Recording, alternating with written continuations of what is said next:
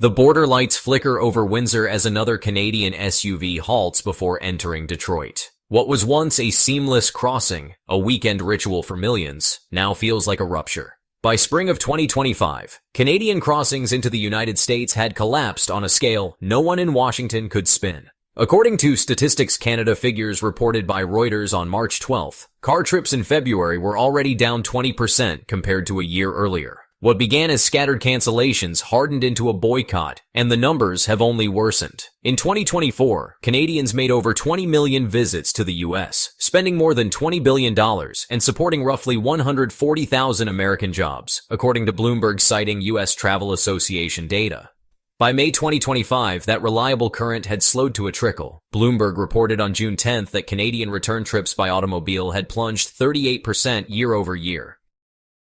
Each percentage point wasn't just a statistic. It represented entire hotels without guests, border shops without buyers, and restaurants shutting early because the regulars no longer crossed the line. Niagara Falls offers one of the starkest views. Duty-free stores, once humming with Canadians stocking up before heading south, told local media in July that their revenues had collapsed more than 80% in a single month. Across upstate New York, a survey by the North Country Chamber of Commerce found 2/3 of businesses were already reporting steep losses, with nearly 60% saying between 1/4 and half of their annual income depended on Canadian travelers who were no longer coming.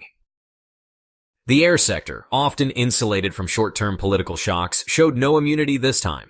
On May 9th, Reuters quoted Air Canada CEO Michael Rousseau admitting bookings to U.S. destinations were down in the low teens percentage range for upcoming months. That sounded manageable until the July 28th earnings release revealed the damage in black and white profit per share had dropped to 60 Canadian cents, down from 98 cents a year earlier, and U.S. demand was singled out as the culprit. The airline, once confident in transborder routes, was now trimming flights and quietly rerouting capacity to Europe. The pain was not confined to airlines or border towns. In Florida, the state's tourism bureau told Spectrum News in April that Canadian cancellations outpaced those from any other country. Vermont ski resorts, normally anchored by Canadian season pass holders, cut expansion plans for winter 2026. Maine seafood restaurants began laying off staff as Canadian summer reservations disappeared. The same pattern echoed in Louisiana, where music festivals once filled with Canadians were forced to scale back.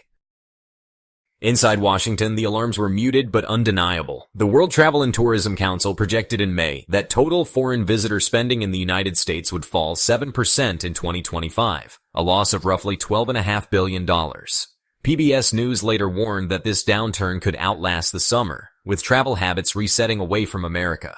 Tourism Economics published its own forecast of an 8.2% drop in inbound arrivals. And buried in those projections was the fact that the United States stood alone among major economies, the only one expected to lose tourism spending this year rather than gain it. Midway through the summer, the political theater shifted. Into the maelstrom walked Billy Nungesser, Louisiana's lieutenant governor. A loyal Republican, he made an unusual pilgrimage to Toronto, Montreal, and Quebec City. His mission wasn't trade or defense, it was tourists. He told Canadians, "We love Canada. We have a lot of great friends up there." Then he went further. "It breaks my heart and embarrasses me what our president said about the 51st state. Not everyone in America feels that way." For a Republican official to disavow Donald Trump's rhetoric in front of foreign cameras was a measure of desperation. Let's pause, because this wasn't diplomacy. It was begging in disguise. Canadian domestic data gave Nungesser's mission an even darker backdrop. Statistics Canada reported in August 2025 that Canadian travel to the United States had fallen for 7 straight months, a contraction of 32% compared to July 2024. Each decline marked not just fewer vacations, but a deliberate transfer of dollars away from the American economy. Reuters noted that by May, automobile crossings were down nearly 38% year-on-year, and air travel had fallen more than 25%. The losses came in 2 directions at once: travelers not arriving, and airlines cutting capacity because they no longer could fill the seats. Air Canada's July earnings spelled it out clearly. Profit per share had dropped from 98 Canadian cents to just 60, a fall the company directly tied to weakening United States demand. Bookings for autumn routes into New York, Chicago, and Florida were down double digits, leaving aircraft redeployed to Europe. The airline that once treated the United States as its most reliable market was now diverting flights to Paris and London.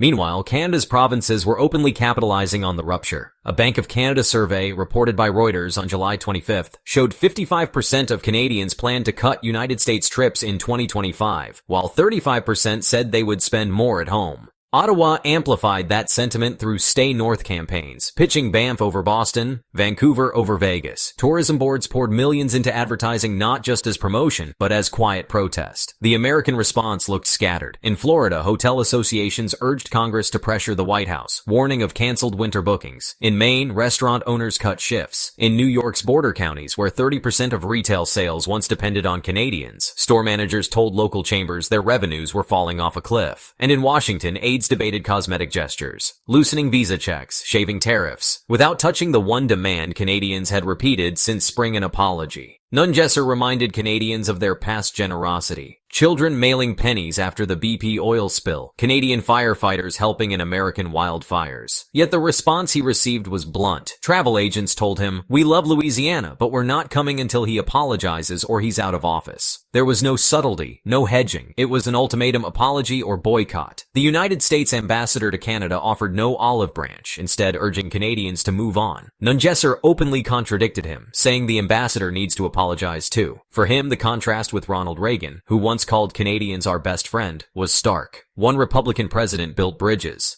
Another was burning them down. Ottawa, meanwhile, treated the boycott not as an inconvenience, but as leverage. On July 25th, Reuters reported results from a Bank of Canada survey. 55% of Canadians planned to spend less on United States vacations this year, while 35% intended to redirect that money domestically. Provincial tourism boards poured millions into Stay North campaigns, selling Banff instead of Boston, Montreal instead of Miami. The message was patriotic but also strategic. Canada could keep its dollars at home and starve its southern neighbor of revenue. The ripple effects extended into trade. Canada's Department of Finance reported that in the first half of 2025, U.S. alcohol exports collapsed. Spirits down 62%, wine down 67%, erasing at least $173 million in sales. These losses weren't caused by tariffs alone, but by travelers who would normally stock up across the border. By September, Canadian Prime Minister Mark Carney tied the entire tourism conflict into the upcoming USMCA review, the trilateral trade agreement with the US and Mexico. Carney said on September 24th that the review would be a chance to re-examine structures, a phrase understood in Washington as linking Trump's rhetoric with the future of North American trade. In response, the White House floated half measures. Sources told Reuters that Trump aides discussed small tariff rollbacks, streamlined border checks, or quiet envoy visits. None addressed the core demand Canadians had made, repeatedly an apology. And as even Republican officials admit, Donald Trump does not apologize. By July, the data were, honestly, merciless. Statistics Canada reported that Canadian travel to the U.S. had fallen for 7 straight months, down 32% compared to July 2024.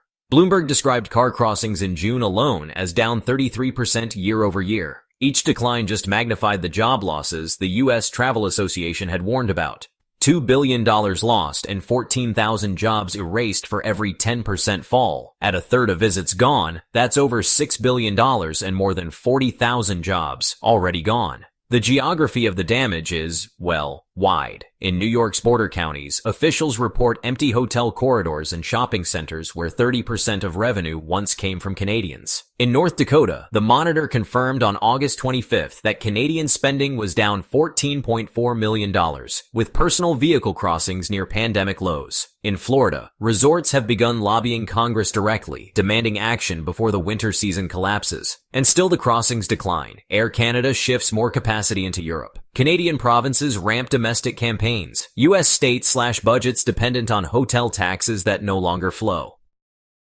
Analysts whisper that if Canada sustains its boycott into 2026, it will amount to the largest tourism-driven withdrawal from the U.S. economy in modern history. The silence at the border becomes, honestly, symbolic. One Canadian sedan halts, lights glowing, driver waiting. Not because of paperwork or pandemic, but because of politics. Behind the customs gate, an American officer watches the empty lanes. In Washington, Treasury officials stare at spreadsheets. They know the forecasts, $12.5 billion in foreign tourism revenue gone in 2025. They know Canada accounts for the lion's share of that fall. And they know the number is still rising. The final line is not a metaphor, but an accounting entry. $12.5 billion lost. And counting.